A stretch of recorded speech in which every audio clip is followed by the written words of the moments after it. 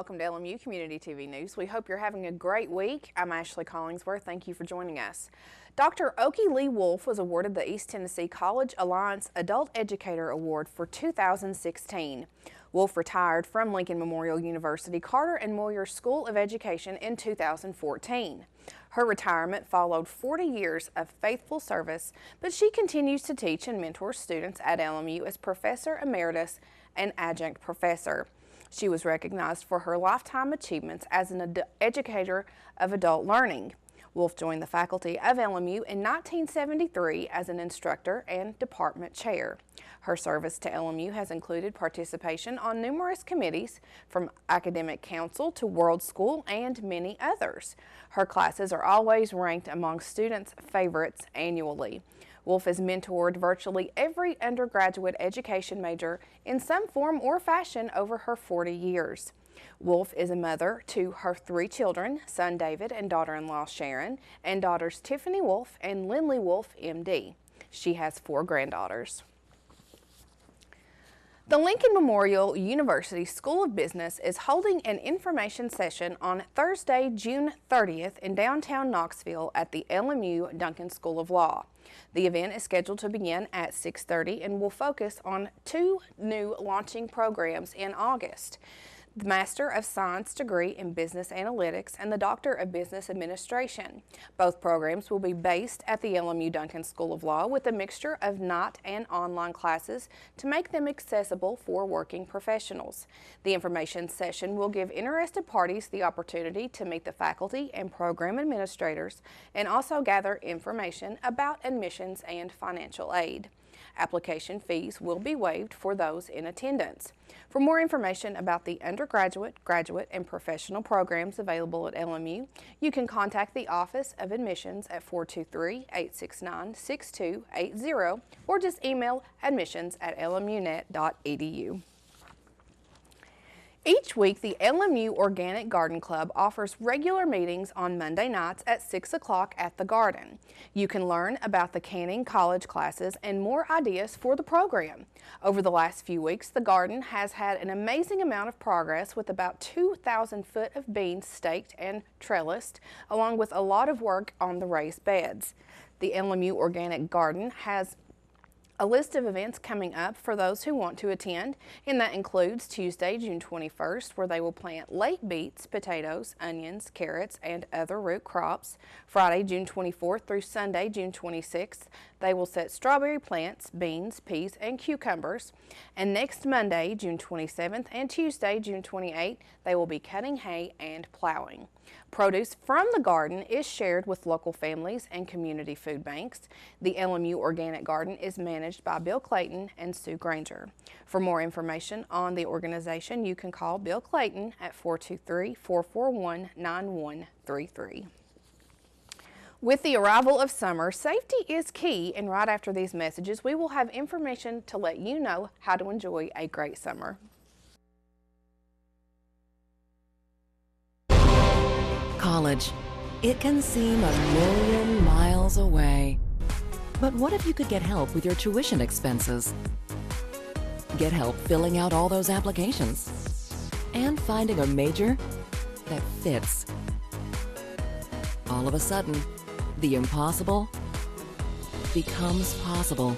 Visit collegefortn.org today. College. You can get there from here. I already knew that I was going to go to college, from a young age. I definitely want to major in political science. After that, I'm going to get my law degree. Then I'm going to come back to Detroit, boost the economy, become the mayor or something, try to make the situation better for other people. I feel like I owe it to the city. I'm determined. It's going to happen. My name is Justin, and I am your dividend.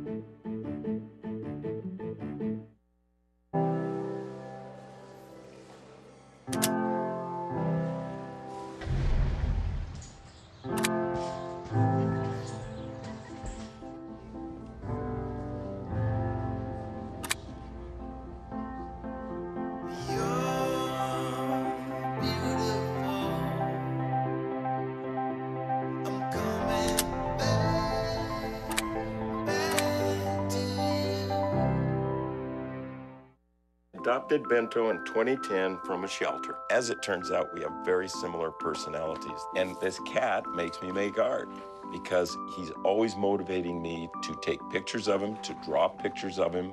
He just is motivating artistically. It's just that simple.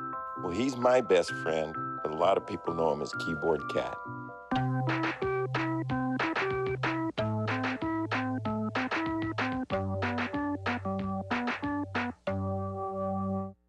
Tennessee Wildlife Resources Agency biologists and officers asked Tennesseans to educate themselves and their neighbors about proper behavior in bear country. It is the time of year when young male bears are often looking for a new territory with the onset of summer and the increase in outdoor activities. Hiking, camping, grilling, and even gardening leave the potential for bear-human interactions. Bears that become habituated to human food pose a much greater human threat, and smell of grease on a grill, ripe vegetables in a garden, trash, and even bird feeders not only attract the bears, but they also provide easy meals. Once the bear gets that easy meal, it doesn't forget.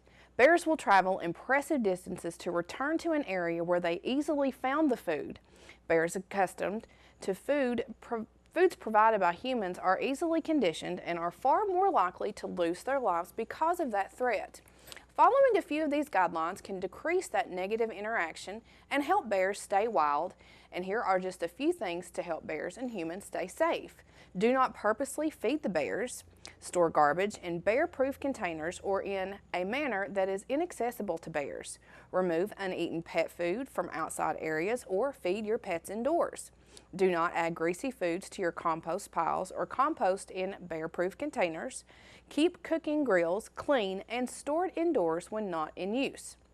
Now, for more information on bear safety, visit bebearaware.org.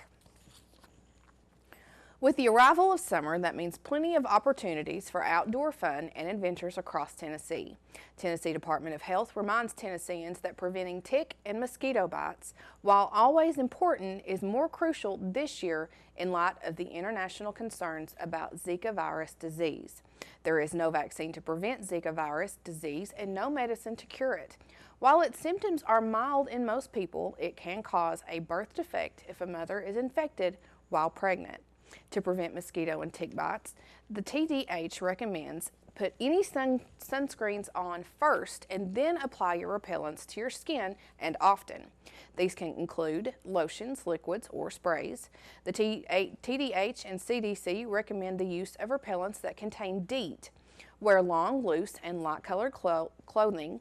That includes shirts and pants. Wear closed-toed shoes or boots instead of sandals. In locations lacking window screens and/or air conditioning, the use of bed nets is advised. In camping situations, make sure tent screens are in good repair, zip flats, and make sure that mosquitoes have not gotten inside. Also, avoid perfumes, colognes, and products with fragrances that might attract mosquitoes. The mission of the Tennessee Department of Health is to protect, promote, and improve the health and prosperity of the people in Tennessee. To learn more about the Tennessee Department of Health service and programs, visit www.tn.gov/health. Bell County has been awarded federal funds from the Department of Homeland Security Federal Emergency Management Agency under the Emergency Food and Shelter National Board program. Bell County anticipates receiving more than $12,000 to supplement emergency food and shelter programs in the county. A local board will determine how the funds awarded to Bell County are to be distributed among emergency food and shelter programs that are run by local service organizations inside the community. Under the terms of the national grant from the National Board, local agencies chosen to receive funds must be private voluntary organizations, nonprofit, or units of the government, be eligible to receive federal funds, have an accounting system, practice non-discrimination, have demonstrated the capability to deliver emergency food and/or shelter programs, and if they are a private voluntary organization, they must have a voluntary board. Qualifying organization organizations are urged to apply, and any organization meeting the guidelines above may apply for consideration for the funding by calling 248-0822. Requests must be received no later, though, than June 28th. 3 Claiborne County caregivers were recently named a Caring Heart during the 18th Annual Awards Banquet held in Knoxville by Alzheimer's Tennessee. Nikki Earl of Diversicare of Claiborne, Melissa Simpson of Smoky Mountain Home Health and Hospice, and Angelica England of Suncrest Hospice of Tazewell were among 106 caregivers recognized this year during the ceremony. Every year, facilities and home health agencies from across East Tennessee nominate a staff member they feel has provided outstanding care to those with cognitive impairment. Alzheimer's Tennessee, Inc. is a 501c3 organization that was founded in 1983.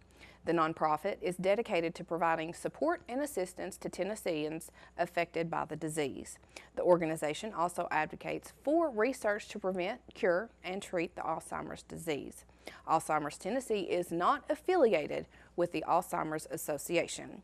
You may log on to the organization's website at alztennessee.org. Authorities are asking for the public's help in locating a Claiborne County man who has been missing for more than a week. We will have information on how you can help right after this break.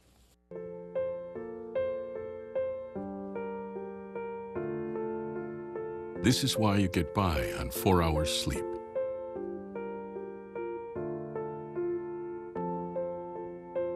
Why you took a second job.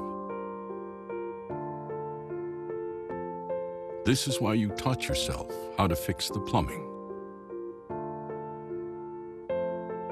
and spend hours juggling the bills.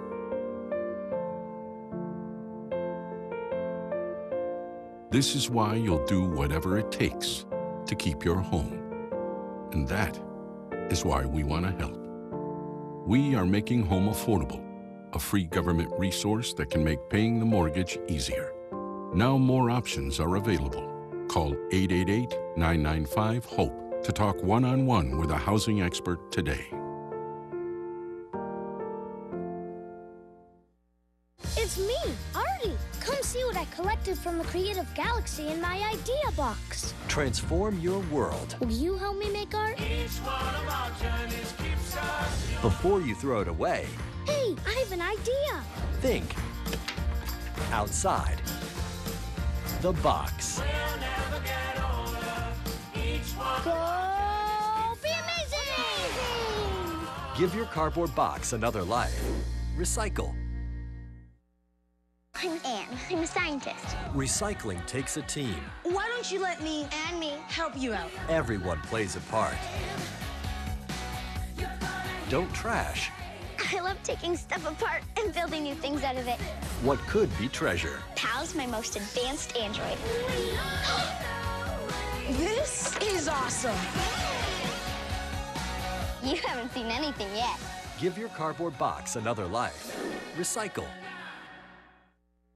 Local officials are asking for the public's help in locating a missing Claiborne County man.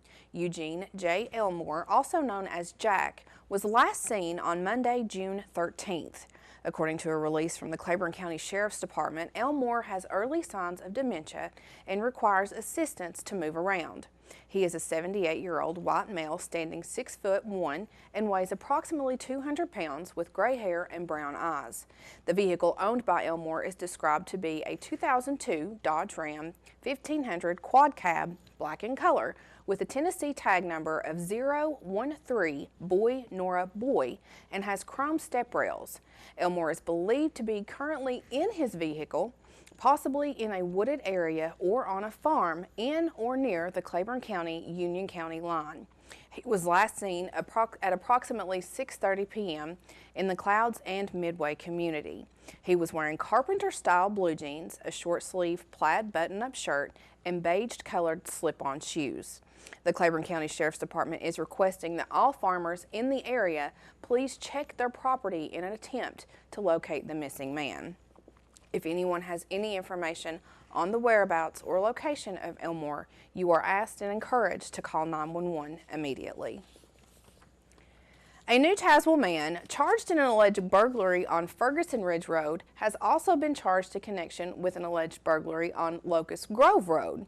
According to a release from the Claiborne County Sheriff's Department, Billy Rawls entered a building on Locust Grove Road without permission of the owner and allegedly stole an ATV earlier this year. The four-wheeler was recently recovered by officers with the Middlesboro Police Department. Rawls is charged with theft over $1,000 and burglary. He is currently lodged in the Claiborne County Jail.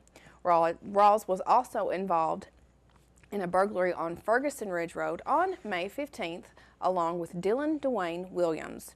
After following up on leads in that case, Williams and Rawls were both charged with aggravated burglary and theft over $10,000. According to Claiborne County Sheriff's Office Detective Tim Shrout, it was through an investigation and tips received from the public that they were able to solve the case and recover the items. If you have any information regarding a crime, you are asked to call the Claiborne County Sheriff's Department at 423-626-3385. All calls will remain anonymous. A man who eluded police for nearly 40 decades after escaping from a Georgia prison in 1979 was arrested in Kentucky. Police in Laurel County say 67-year-old Billy Birchfield was living under an assumed name of Harold Arnold, which he took from a cousin who had died. Birchfield was serving a 16-year sentence for manslaughter when he escaped 37 years ago. A spokesman with the Laurel County Sheriff's Office said a tip from law enforcement in Jackson County, Georgia, led them to the suspect. Detectives went to the house and spoke with Birchfield, who submitted fingerprints. Kentucky State Police and FBI officials used the prints to confirm his identity. Police say he has kept a low profile and has no criminal record in Kentucky. When he was approached by police on Wednesday night, he denied that he was the fugitive and continued to deny it even after being fingerprinted. Birchfield is being held in Kentucky as a fugitive until he is extradited back to Georgia. A Hewlin man found himself behind bars recently in the Bell County Detention Center after the vehicle he was a passenger in was stopped by the Kentucky State Police. According to officials, just after 6:30 last Tuesday morning, KSP Criminal Interdiction Team from Post 10 in Harlan initiated a traffic stop on Highway 25 in Pineville. The stop resulted in one person being arrested on drug trafficking charges after troopers were able to locate a large amount of narcotics with an estimated street value of over $21,000. During the investigation, over $600 was also seized. 36-year-old Michael Reynolds was arrested and charged with 2 counts of first-degree trafficking in a controlled substance, 3 counts of third-degree trafficking, possession, tampering with evidence, and possession of drug paraphernalia. The driver of the vehicle was cited for numerous traffic charges, and Reynolds has since been released from jail. Now stay tuned until after the break because Brandon Burke is here with your latest sports update. You don't want to go anywhere. Keep it right here. It's not always easy being a dad. Do you have panda asthma too? Does that run in the family? This is the home of the most priceless kung fu artifacts. But when you make an effort... Dad, we're not supposed to touch anything. Oh, sorry. Go along, son! It's always worth it. Whoa!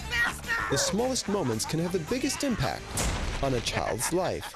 Take time to be a dad today. I am gonna get you. I'm gonna get you. Call 877-4DAD-411 or visit fatherhood.gov to learn more.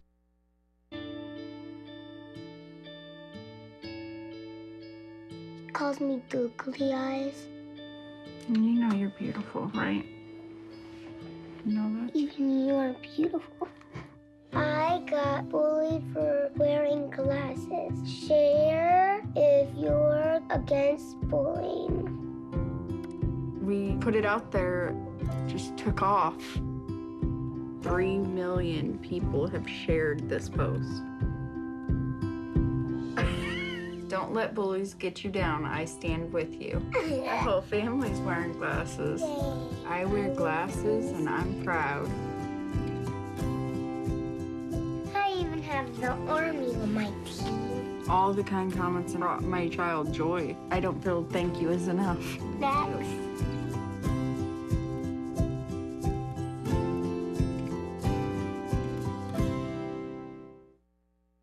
There's one thing you can never have sex without.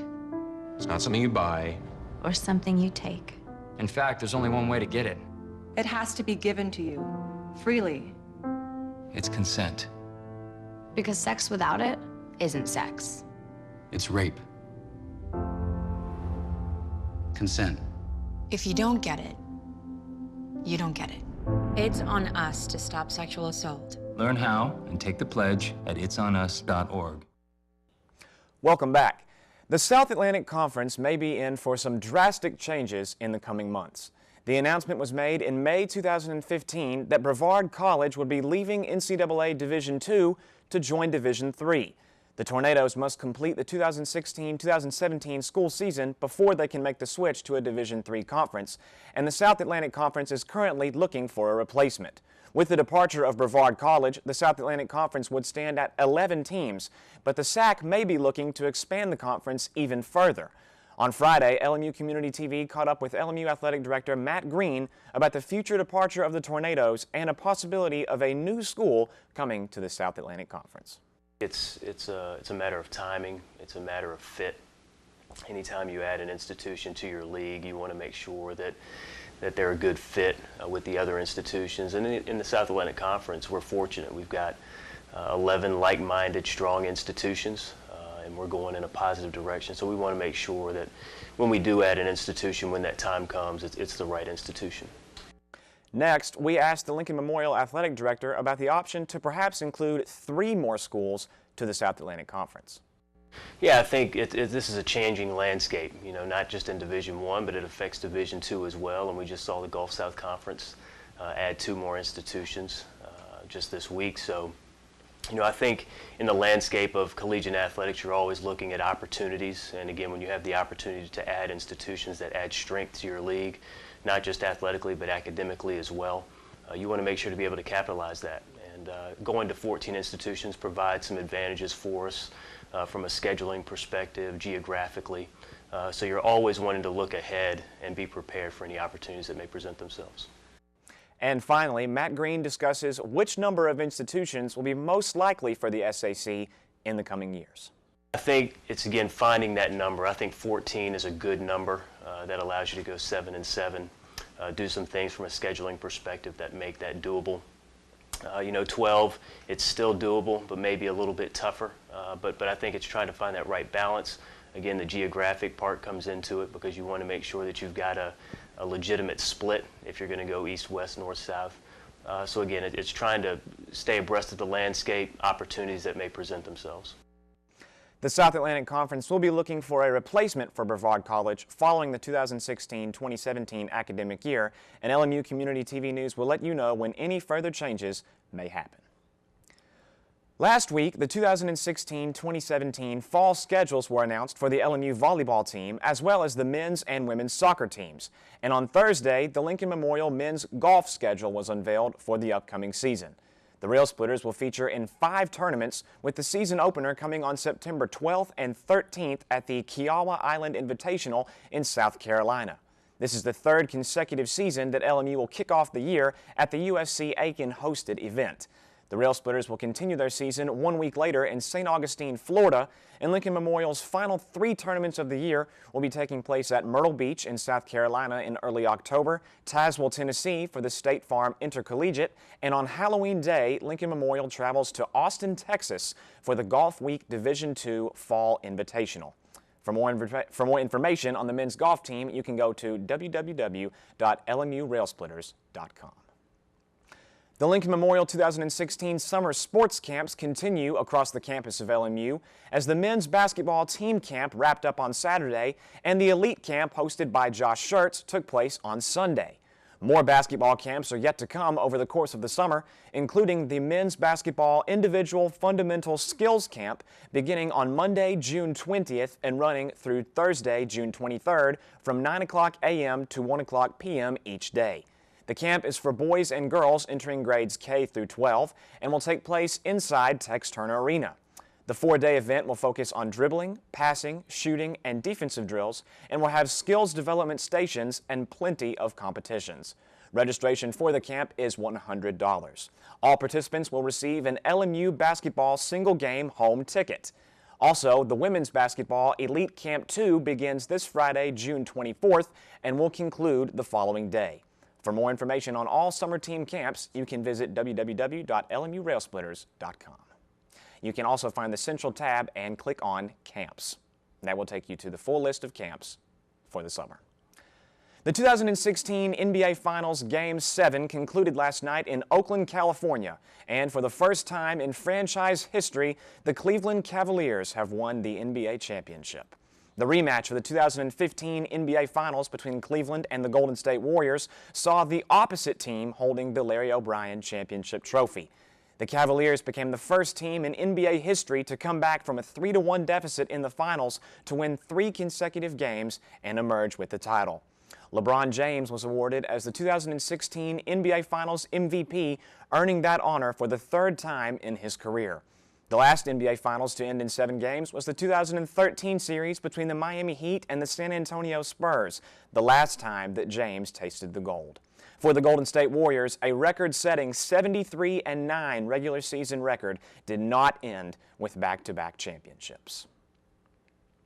The Tennessee Smokies finished their 5-game series with the Jackson Generals on Sunday, and all 5 contests favored the Southern League North-leading Generals. Jackson would win on Thursday by the score of 3-2 and would come out on top in both games on Friday 2-1 and 1-0. Saturday's contest would be the most high-scoring of the 5 as Jackson was victorious 9-8. The final game on Sunday completed Jackson's sweep of Tennessee 4-0. The Smokies will take a brief break for the All-Star game on Tuesday, June 21st, and will be back in action again on Thursday, June 24th for a 5-game series with the Pensacola Blue Wahoos. To keep up to date with the Smokies, you can go to SmokiesBaseball.com. And that's all for sports this week, but stay tuned as Joseph Lewis will be here after the break with the box office report right here on LMU Community TV News. Hello, I'm Joseph Lewis, bringing you all the latest information in the world of movies. Tops at the box office this weekend were led by Finding Dory, Pixar's long-awaited sequel to their modern classic Finding Nemo, starting its run with an incredible $136 million, storming the multiplexes on a wave of critical hype in combination with equal interest from today's kids and the now adults who grew up watching the previous film. Its opening weekend total tops that of its 13-year-old predecessor by $66 million. Following at number 2 was newcomer Central Intelligence, the Dwayne Johnson and Kevin Hart starring buddy comedy, kicking things off with $34 million and instantly making back the majority of its production budget. It's worth noting that the film has received stronger reviews than any other Kevin Hart vehicle of the past few years, with many critics stating that the film wrings original jokes out of a relatively worn-out premise. And rounding out the top 3 was The Conjuring 2, James Wan's sequel to his 2013 supernatural horror hit The Conjuring, adding $15 million onto its now $71 million domestic gross. Critics and audiences have responded positively to the film, which by all accounts retains the thrills and atmosphere of its predecessor while spinning a new kind of ghost story. Coming in at number 4 was Now You See Me Too, the follow-up to 2013's magic-based action caper, adding $9 million onto its now $41 million domestic gross. Despite an impressive cast of A-listers, viewers have been even less kind to this entry than the last, the general consensus being that the story piles on unexpected twists and turns to an unconvincing extent. At number 5 was Warcraft, Duncan Jones' long-awaited big-screen adaptation of the popular video game series, taking another $6 million for the weekend. With its total domestic gross sitting at a low $37 million, the film has quite a ways to go toward recouping its sizable $160 million budget, a task made challenging due to the film's niche content and complex mythology, as well as the fact that it has fared rather poorly in critical circles. At number 6, and dropping by large margins every week, is X-Men Apocalypse, adding a meager $5 million onto its $146 million domestic gross. Although the film has already turned a profit in light of its $510 million worldwide total, its domestic performance has been far slower than many X films of the past, and Apocalypse still has some mountains to climb if it hopes to match the astounding numbers pulled by Days of Future Past just 2 years ago. At number 7 was Teenage Mutant Ninja Turtles Out of the Shadows, the sequel to 2014's big screen reboot, pulling $5 million toward a $71 million domestic gross. Helmed by music video director Dave Green and once again starring Megan Fox as reporter April O'Neil, This installment in the franchise has been cited by many as being truer to the upbeat spirit of the source material than its predecessor. Placing at number 8 was Me Before You, adding $9 million onto its now $46 million domestic gross. A romantic drama starring Game of Thrones Emilia Clarke and The Hunger Games' Sam Claflin, the film seems to have won audiences and a portion of the critical community over, thanks in large part to the chemistry between its two leads. At number 9 was Disney's box office disappointment Alice Through the Looking Glass with $3 million, and finishing out the top 10, still hanging in there, was Marvel's Captain America Civil War with just over $2 million. Next week at the box office should be interesting as it sees the arrival of 4 new wide releases, including Independence Day Resurgence, the historical drama Free State of Jones, and 2 entries into the horror genre in the form of The Shallows and The Neon Demon. That's all for today in the world of movies. I'm Joseph Lewis. Do it for this week's LMU Community TV News. I'm Brandon Burke. Thank you for joining us. We will see you on Thursday. For everyone here at LMU Community TV, I'm Ashley Collingsworth. Have a great week.